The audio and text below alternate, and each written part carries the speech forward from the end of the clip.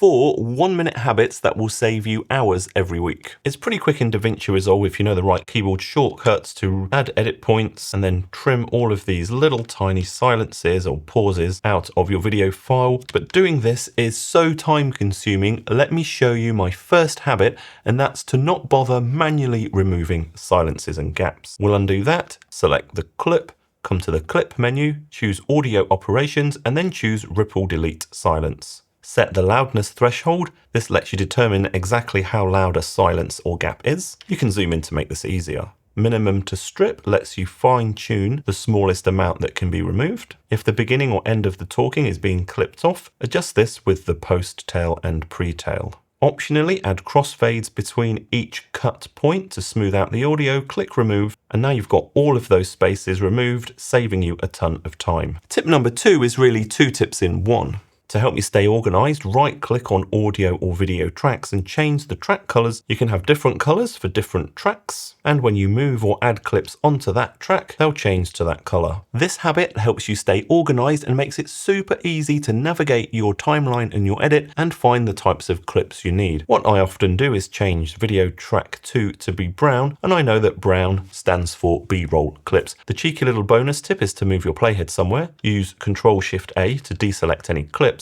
and hit M on the keyboard. This adds this little blue thing on the timeline, and that's a marker. Hit M again to open up the information. You can select a marker color and give it a description.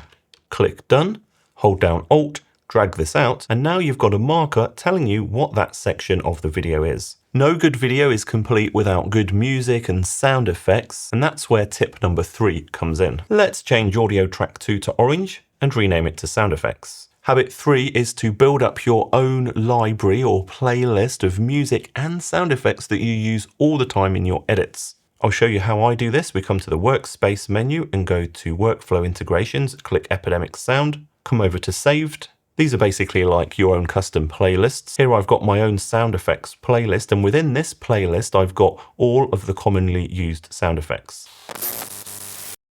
I've been using Epidemic Sound for over 6 years now for all my music and sound effects for my YouTube channels. Click the first link in the description to get started for free. Once you've found the sound effect you want, you can add the whole thing to the timeline or just select a portion and drag it down to your sound effect track. I'm not kidding when I say habit number 4 saves me hours and hours and hours of time every week whenever I have to edit together multiple cameras recording at the same time.